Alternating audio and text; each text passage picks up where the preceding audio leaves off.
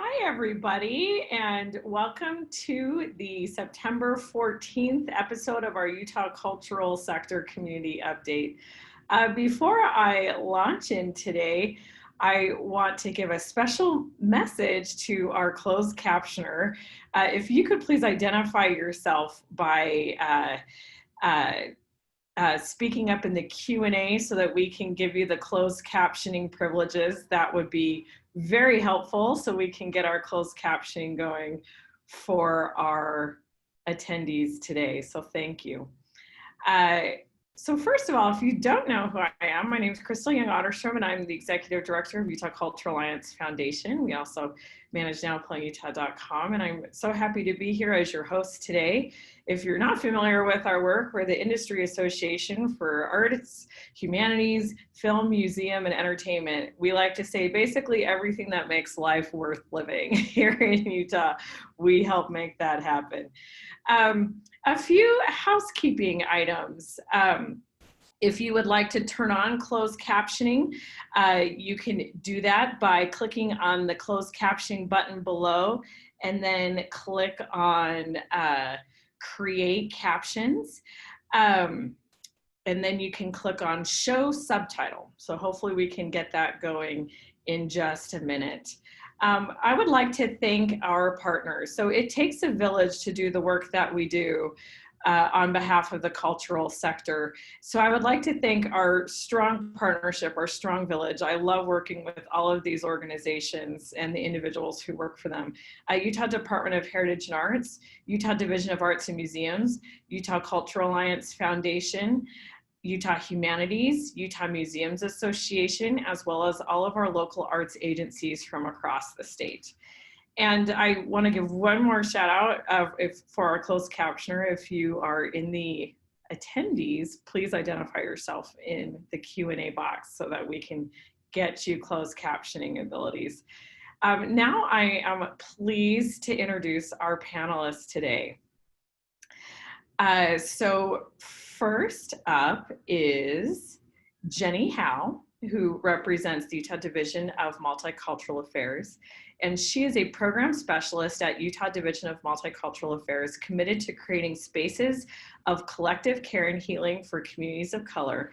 Alongside her, now I lost my notes, there we go. Alongside her colleagues, she works to build pipelines to higher education and to increase civic engagement among diverse students through the office's youth conferences. And Jenny, you can unmute yourself and open your video now.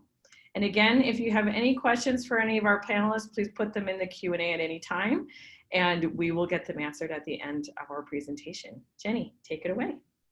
Thank you so much, Crystal, for that introduction. As Crystal mentioned, my name is Jenny Howe, and I am a program specialist at the Utah Division of Multicultural Affairs. I just want to first thank Vicki Borns and Kat Potter for extending the invitation for me to be joining all of you here today.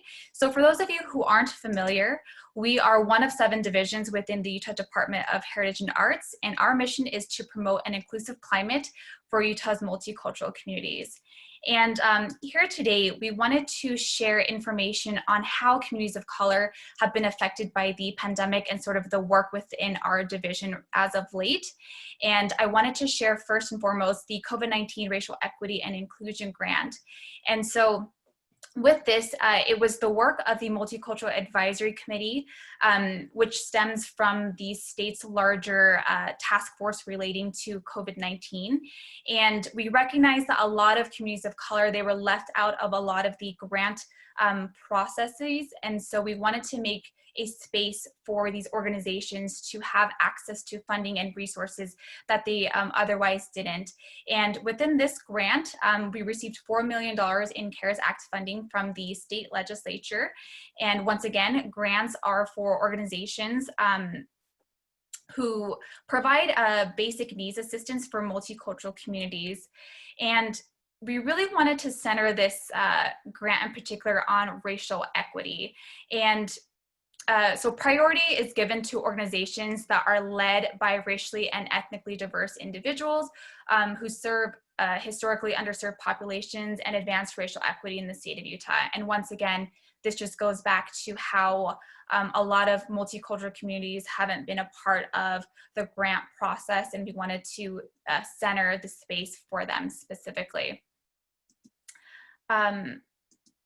Other initiatives that our office is working on, we have a bunch of town halls that we've been promoting and putting together. And I also just want to thank one of my colleagues at the Division of Arts and Museums, Emily Starr, for helping us host many of those. So for example, we've hosted the Black at Weber Just Us series, which centered the Black student experience, where we had the NAACP Youth and College Division at Weber State University invite national speakers to engage in conversation on how the Black community can move forward with what has currently been happening in the country. We also have the Black Community Town Hall, which is for the broader Black community. The Charla Virtual, which centers our Spanish-speaking communities and the Latinx population. We also have the Pacific Islander Community Town Hall, the Utah State Court Town Hall, which we've partnered with the Utah State Courts to provide information on like evictions and debt collection, protective orders, and family law resources. We also have the Utah Tribal Town Hall, which focuses on our Indigenous populations. And all of these town halls, they've been recorded and they are available on our website, which I will share on our very last slide. You can also find all of the recordings on our Facebook page. We make sure that everything is always broadcasted onto Facebook Live, and so that individuals can take part in this. And just within these town halls, I think this is a unique way that individuals can learn about a lot of these communities, especially in regards to what's been happening across the nation with the recent uprisings and just how COVID-19 has affected these populations. We also have the Comcast Social Justice Speaker Series. We hosted the first one on how to be an ally just last Thursday. And this is in partnership with Comcast.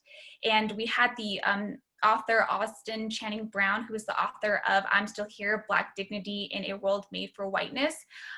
Really interesting conversation around allyship and what that means, and some critiques of allyships in general as well. The next series that we have is going to be on young activism, how to be an activist and how to support one. And this in particular centers young emerging leaders, and we have a national speaker, Bria Baker.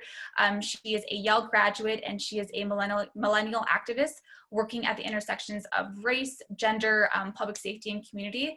And so we encourage each of you to take part in that. We don't currently have the promotional items available yet, but I will make sure to share it out once that is available. For the first series on how to be an ally, there is a recording on that as well. Once again, it is available on our Facebook page. I can also share that link with everyone in the chat box as well. And another initiative that our office is looking to enact is the statewide training on resilience in racial justice work. And my director, Nubia Pena, just recently met with the director of the Utah Department of Human Resource Management to build capacity to create inclusive workspaces and eliminate barriers statewide, so that each state employee undergoes this training on how to build spaces where everyone feels welcomed. I know I don't have too much time left, and so I just wanted to quickly share that on our website, there's a bunch of resources on how to remain engaged in racial justice work. One of them is building inclusion through the power of language. We have this linked out on our webpage, and I encourage you to take a look at how language is really powerful in that, you know, sometimes we don't intend for what we say to be hurtful, but sometimes it is. And how is it that we can overcome a lot of those spaces where we engage in these conversations? And so with that, please feel free to contact us. I didn't leave my email address, but it is jhor@utah.gov. And you can also just visit our website or our Facebook page at facebook.com/UtahMCA. Thank you so much, everyone.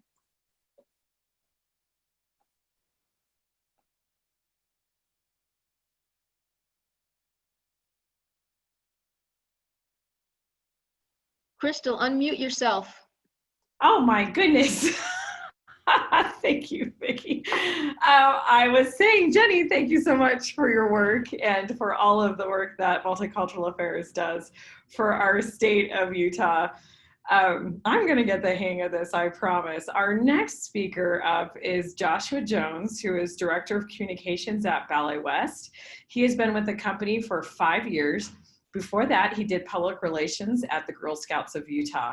Ballet West panel discussions are titled Dismantling Racism in Ballet, and with the full acknowledgement that systemic racism exists in ballet and at Ballet West.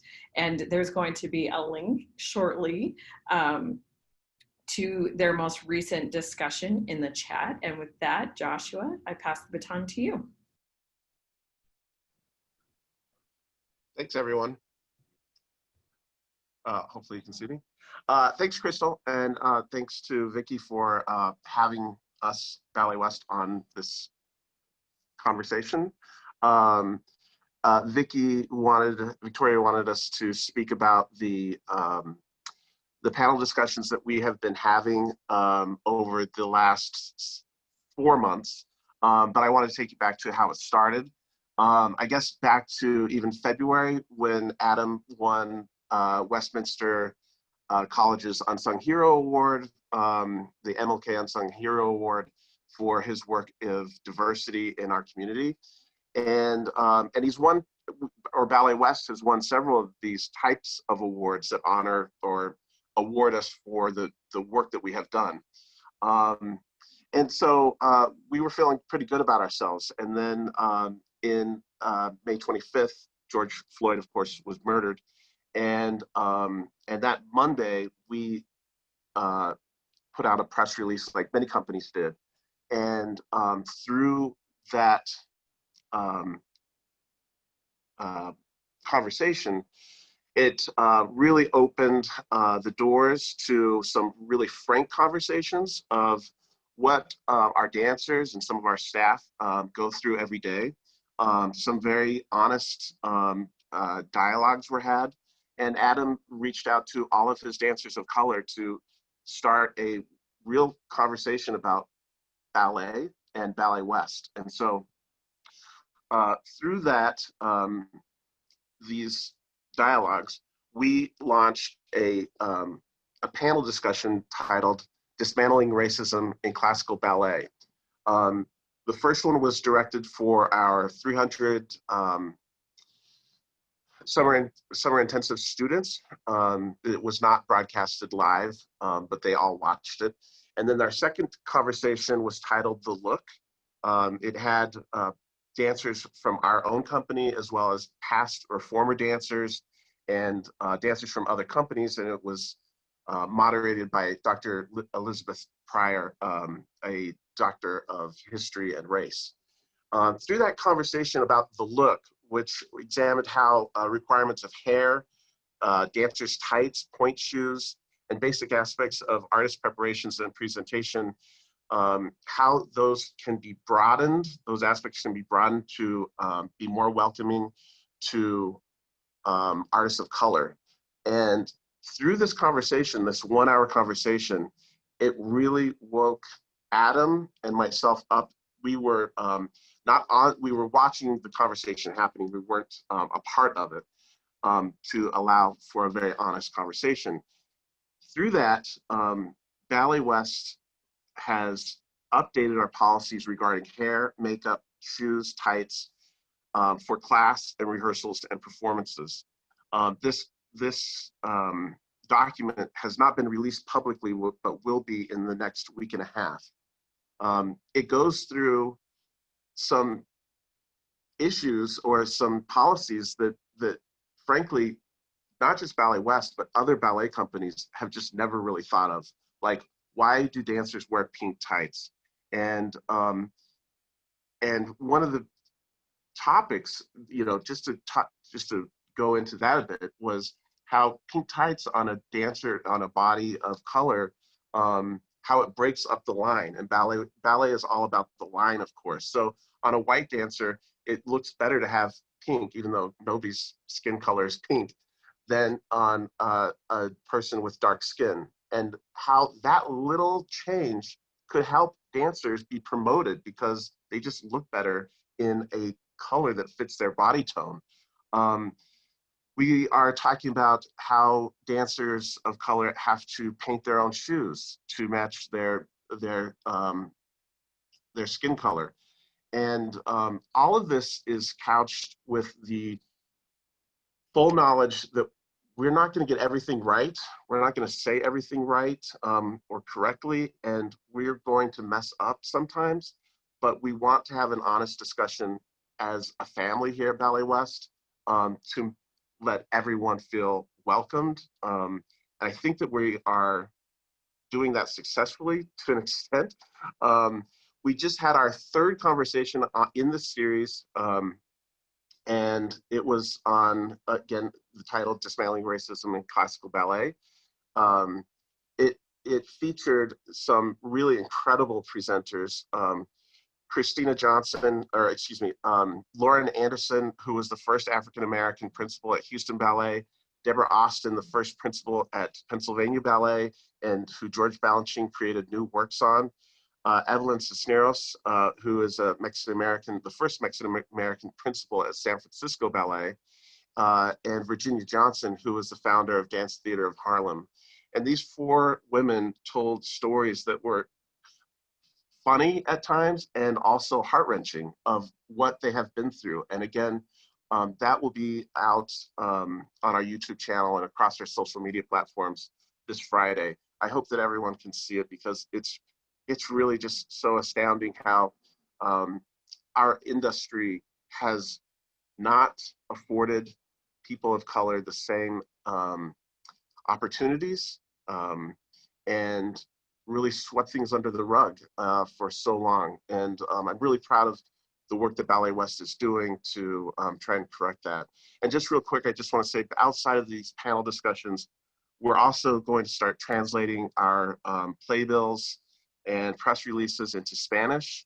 We're working, Peter Christie, who a lot of you know in our education and outreach department, is working on a suite of changes to, or updates to, how we work with communities of color and how we get into communities of color. Finally, our HR department is working with consultants on how we reach out to communities of color to try to get more people of color into our administration offices. So with that being said, I hope that if you have any questions that you don't ask here, please feel free to reach out to me. My email is jjones@balletwest.org, and I really appreciate the opportunity to talk here. Thank you so much, Joshua. What great work that Ballet West is doing. Before I pass the baton to our next speaker, we just need to offer a little apology. We are sorry that our closed captioner is unable to join us today. We will try to have the recording caption before we post it. We're not positive that we can promise that, but we will try. So again, we are sorry for the lack of closed captioning today. Our next speaker is Brooke Horejsi, who is the Assistant Dean for Art and Creative Engagement in the College of Fine Arts and is also Executive Director of Utah Presents. She has more than 20 years of experience in the field of creativity. In her role, Horejsi oversees a nonprofit campus-based arts presenter, is a member of the leadership team at the University of Utah College of Fine Arts, and she focuses on embedding the arts and creativity broadly across the campus and the region. Utah Presents is currently hosting a series called Artists Elevated, Discovering Equity and Creativity in the Mountain West, and Brooke is going to tell us some more about it. Over to you, Brooke. Thanks, Crystal. Hi, everybody. It's good to know you're all out there, even though I can't see you all. I'm coming to you direct from my closet here in Mill Creek, so I'm really grateful that the division invited me to talk about Utah Presents and our new program, Artist Elevated. So for those of you who aren't familiar with Utah Presents, we are a multidisciplinary nonprofit presenter. And through the work that we have been doing for the last 6-ish years, we've been really already very focused in our mission on presenting artists and companies that represent the full breadth of the diversity, not just here in Utah, but also across the globe. So when you look at our season, you'll see that we are very intentional about the curation of that season and making sure that not only are we multidisciplinary in terms of the genres that we present, but we're also really looking to make sure that we're representing all the diversity and the multiplicity of artists that are out there. So when the pandemic hit and live performance went on a pause, we started thinking immediately about how do we continue to serve this mission, not just virtually in terms of offering performances virtually, but really in a critical way that responds to the crisis that we're in. And of course, as Joshua mentioned, you know, with the uprising that really came to a really urgent head with the murder of George Floyd, that really pushed us to want to be far more aggressive about how we were addressing these issues in service to our mission. So we had experienced a movement that happened in the dance field, particularly modern dance, and it was happening nationally. It's most often referred to as creating new futures.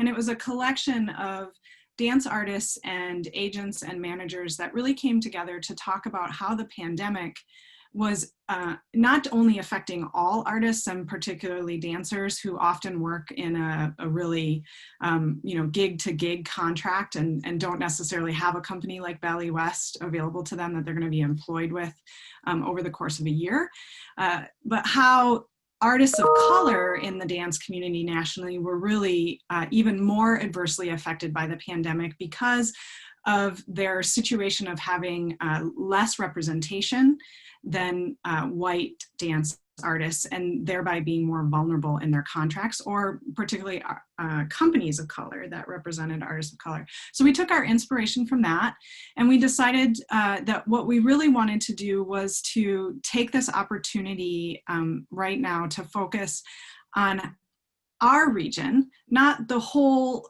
country, because as we all know, oftentimes when we're having conversations about anything within the arts nationally, it tends to land on what's happening on the East Coast and what's happening on the West Coast. And we felt like we needed to talk about these things right here in the Mountain West. So we are launching Artists Elevated. Our first session is the 16th, and it focuses on dance.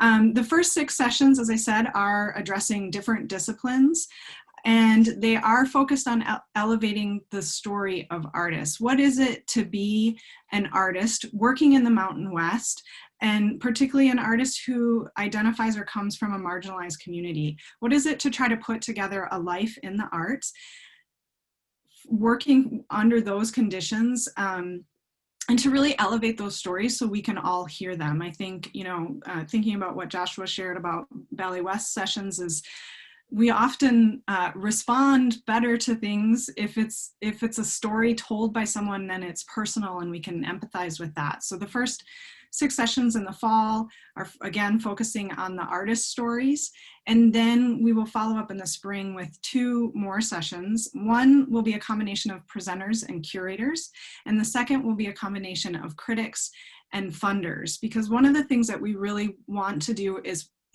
push us to actually create change. And presenters, curators, critics, and funders are the gatekeepers.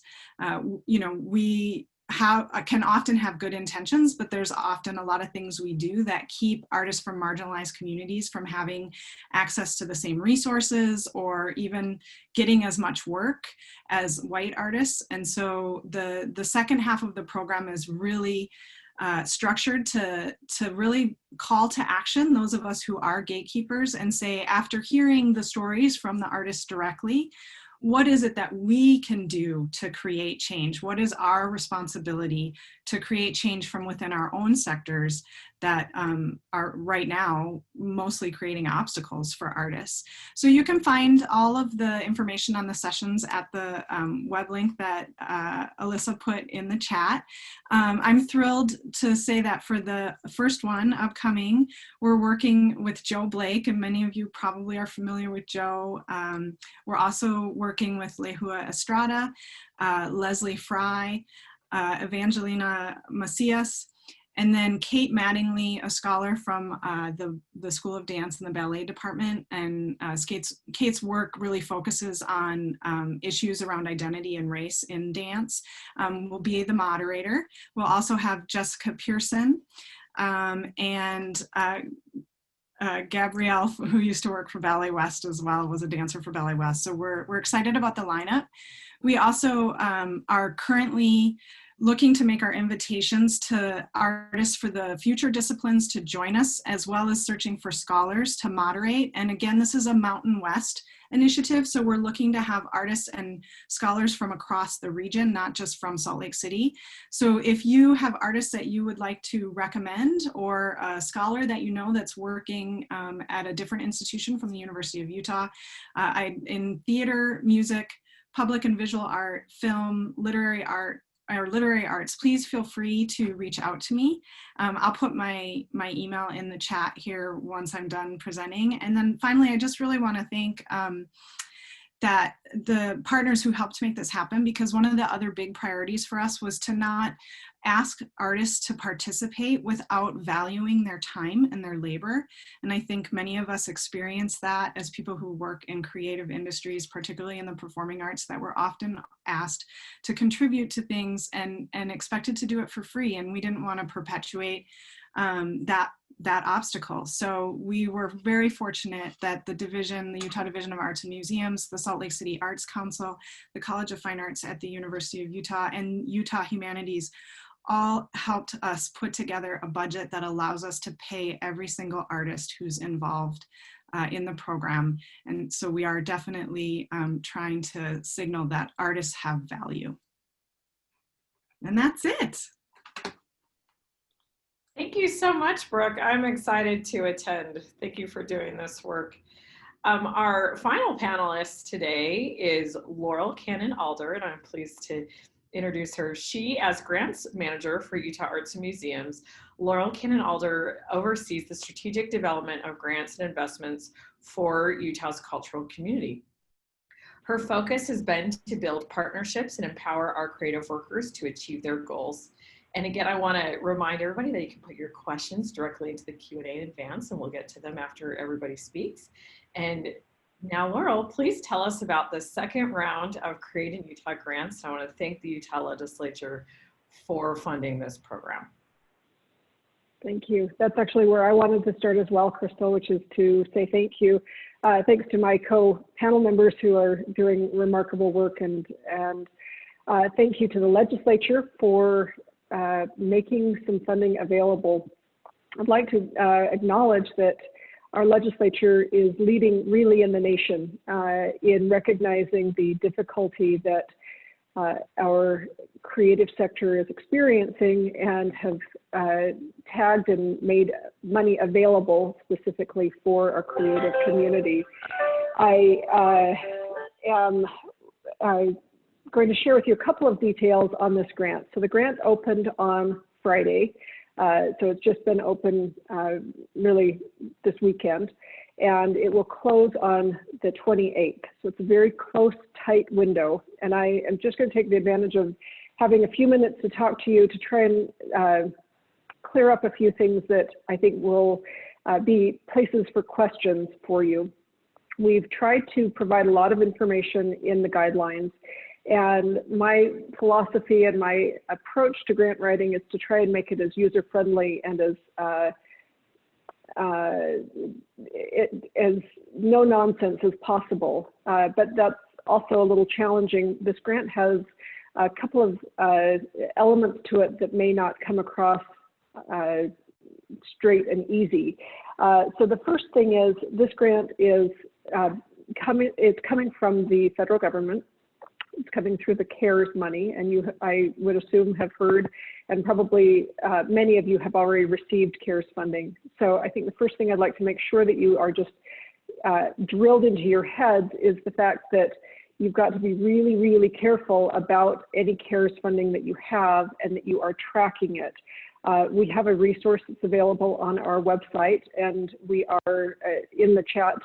There is a link to our guidelines and to this funding opportunity.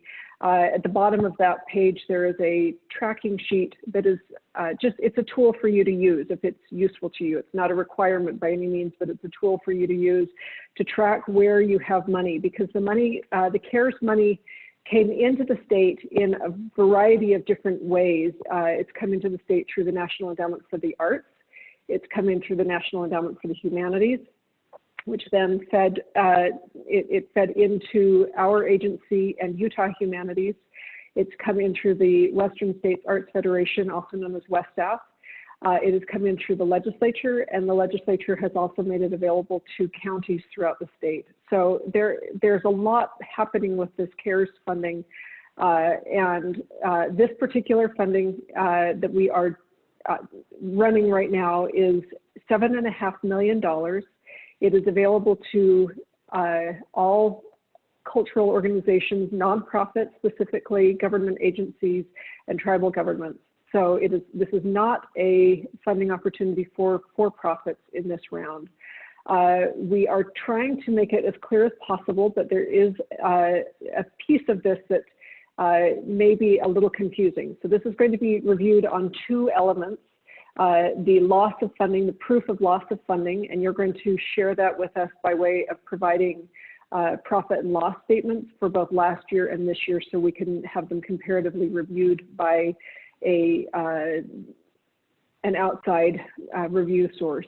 Then the other piece of this is that you need to provide a proposal of a project that your organization will do that will give back to the community in some way. So one of the pieces that the legislature has identified and has correctly acknowledged that our cultural community can do is to be part of the healing process.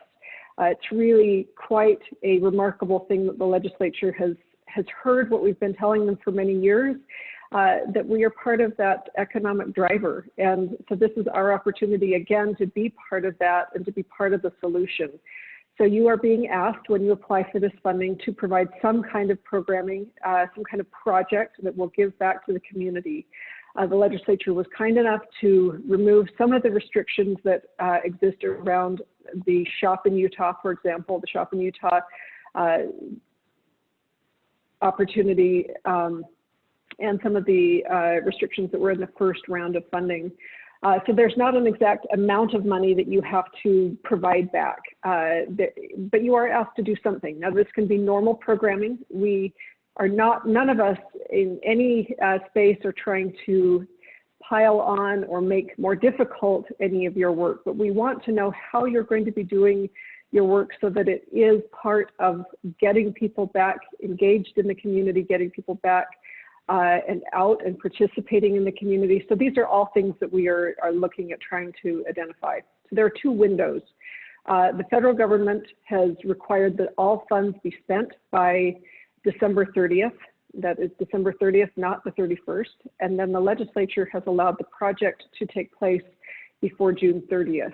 Knowing that we have a really tight window, we have taken full advantage of our full fiscal year. So we are going back to July 1st and going all the way through June 30th for the project. And for the expenditures of funds, we begin again July 1st and go through December 30th.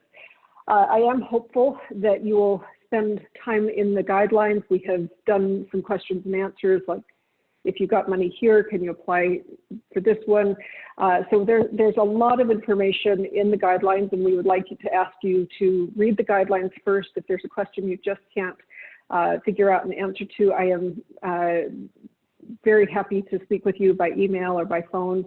The intent of this grant is to help get our cultural community up and running again, and to keep our cultural community the important and viable part of the fabric of our lives that it has been for a long time. So I think those are the big pieces that I wanted to share with you. The two pieces, project and timing. My contact information is in the chat, and please feel free to reach out to me. But again, I would request that you read the guidelines first and look for answers there. And then if you can't figure out something, please do reach out to us. We want you to get this grant right as well. And I think that's it, Crystal. I'll turn it back to you.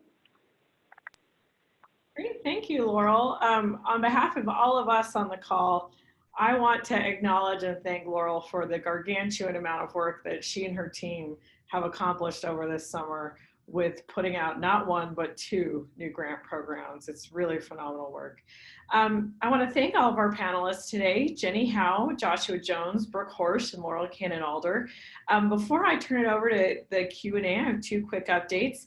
First, the statue of Dr. Martha Hughes Cannon that will eventually be on display in Washington, D.C. was unveiled at the Utah State Capitol today. It is outside of the Supreme Court chambers at the Capitol building on the 3rd floor. You can go and check it out. And as the first female state senator in the country, the leadership, accomplishments, and legacy of Dr. Martha Hughes Cannon will carry on for generations to come. So it is a wonderful legacy that statue reminds us of. And then we have a homework assignment that I'm going to give you now before we open up the Q&A. And please get your questions into the Q&A for any of our panelists, and I will ask them shortly. But our legislature has made a significant and vital investment in the industry at this time when we needed it most. Between the Create and Multicultural Affairs grants, that investment totals $20.5 million.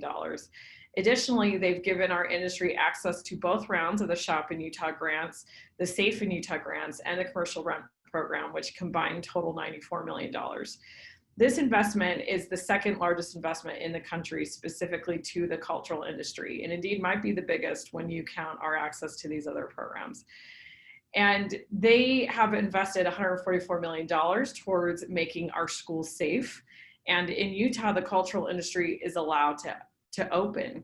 Arts education is allowed to happen in schools, and not all states are so lucky. And so it is time to express our gratitude. So here is your homework assignment number 1. We at Utah Cultural Alliance Foundation, Utah Department of Heritage and Arts, Utah Division of Arts and Museums, Utah Humanities, and Utah Museums Association ask each of you to personally write a thank you note to the legislature on behalf of your organization. A handwritten note will go a long way towards letting them feel our gratitude. You can find contact information online, and Alyssa is going to put that link into the chat.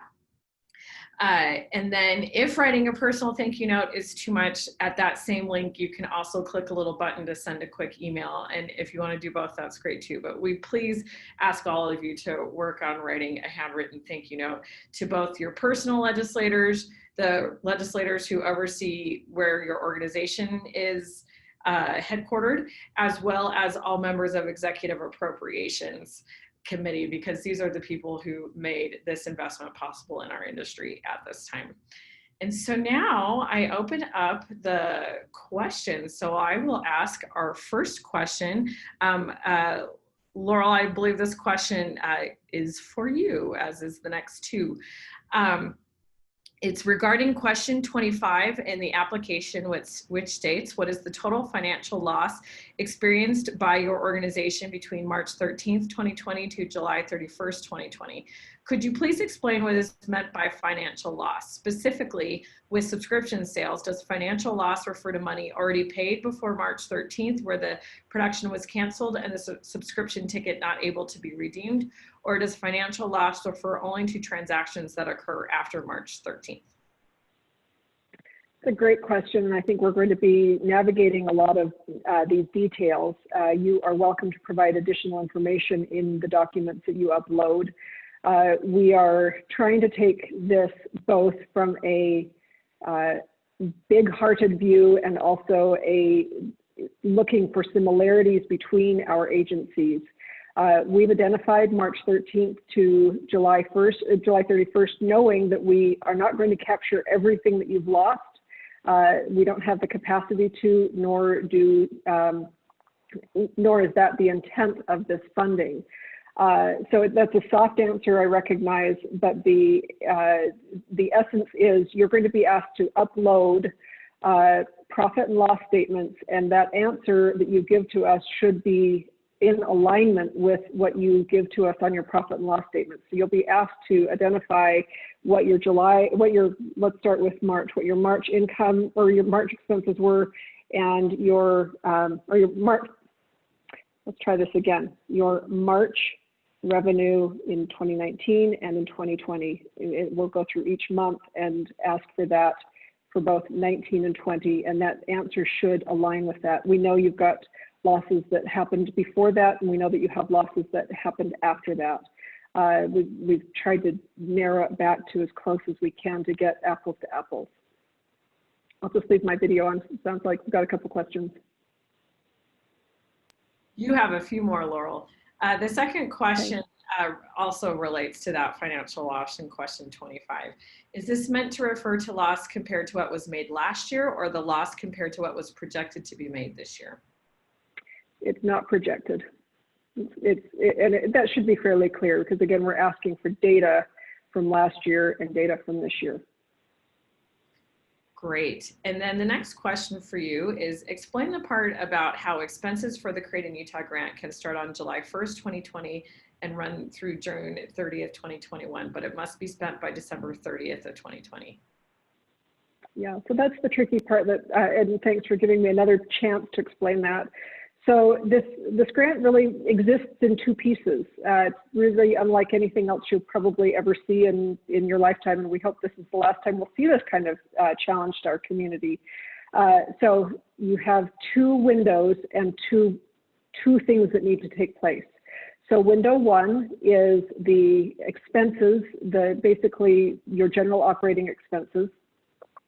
That can take place between July 1st and December 30th. That's the expenditure of any funds that you get from us. So if we give you a $4,000 grant or a $40,000 grant, that money all needs to be spent on eligible expenses, and those are outlined in the guidelines before December 30th. That is what the federal government requires as part of the CARES Act. So that's part A. Part B is the legislature, who made this funding possible, has asked for our cultural community to be part of the healing process. They've left that pretty broad. They have left that pretty open. You need to propose something that takes place between July 1st and June 30th. Again, this is the most generous window that we can provide to you. Provide something that is really identifiable as part of giving back. Perhaps it would help for me to talk about Shop in Utah, which came about as a concept at the same time. The Shop in Utah grant requires that if an organization gets a chunk of money, they spend half of that money in really giving direct benefit to the consumer. Now, the legislature has not required that same 50-50 piece of this grant, but they are asking for something that's identifiable. So if you're doing business as usual, are you providing some bounce back tickets? Are you doing a 2-for-1 offer? Are you maybe providing some safety elements that, or having a smaller audience size in order to keep people safe? Are there things that you're doing specifically in relationship to both getting people back in your facility, whether it's a museum or a theater or whatever it is that you are doing, or are you doing something that is outside the norm? So again, it's a pretty broad description, and you have an entire year in which to track that. Now, I had a question today outside of this call about activities that have already taken place. We have allowed for that to happen as long as they take place after July 1st, and as long as you can really say that there was something that was a little bit outside of the norm that was part of being part of that healing process. Perfect. I'm going to skip ahead and give you just a minute to ask a question that was related, since you were just talking about Shop in Utah. So if you applied for Create in Utah funding in the first round, are you eligible to apply for the same grant in the second round? And I think at the same time, maybe address also those who applied for Shop in Utah and vice versa. Okay. So if you applied and received Create in Utah in the first round, you cannot apply for Create in Utah Phase 2. And there is a list that tries to map this out.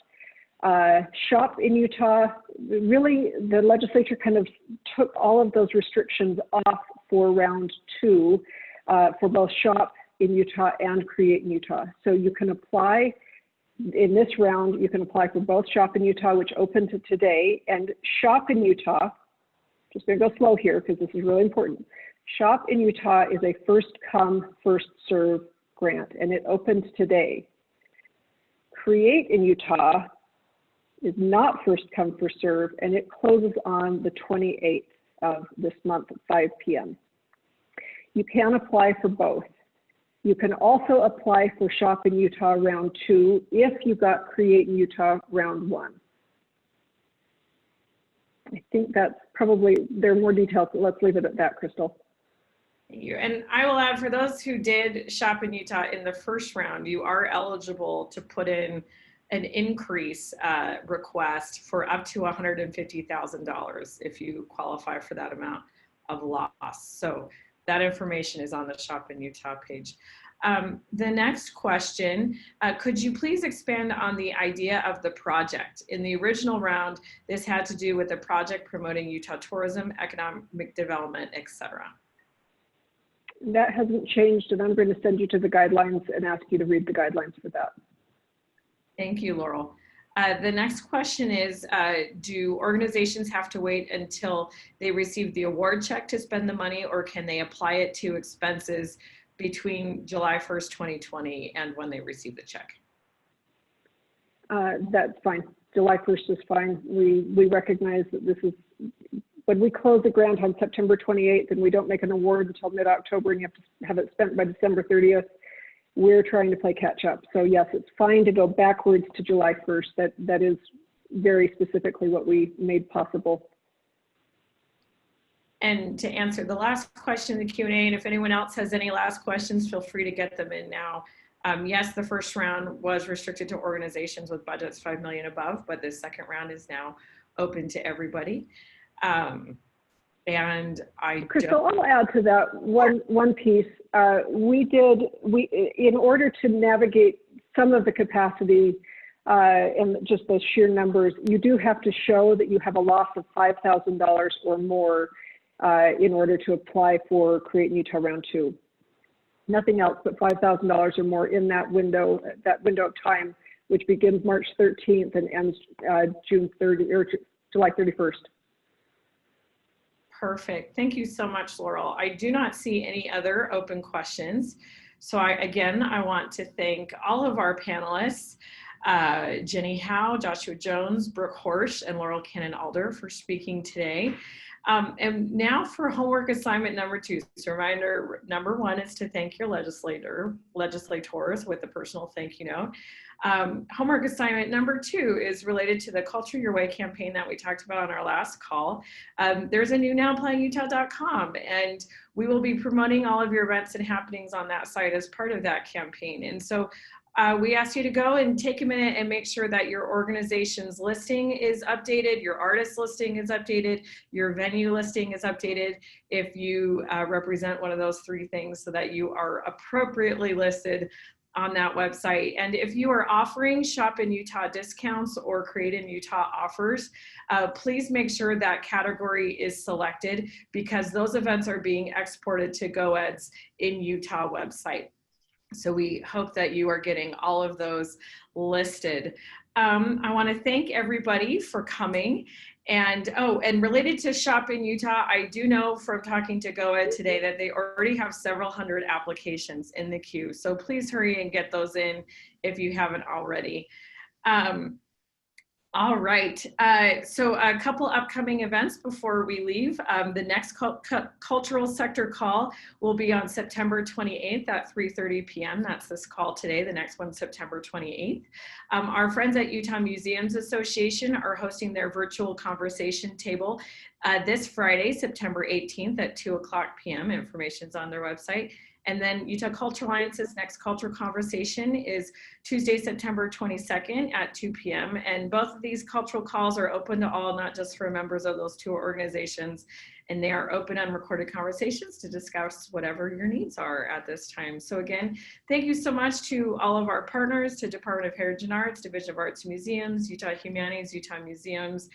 Thank you to all of our panelists, and thank you for your time today and for all that you do to make our state such a wonderful state to live and work and learn and grow. So thank you so much, everybody. Goodbye.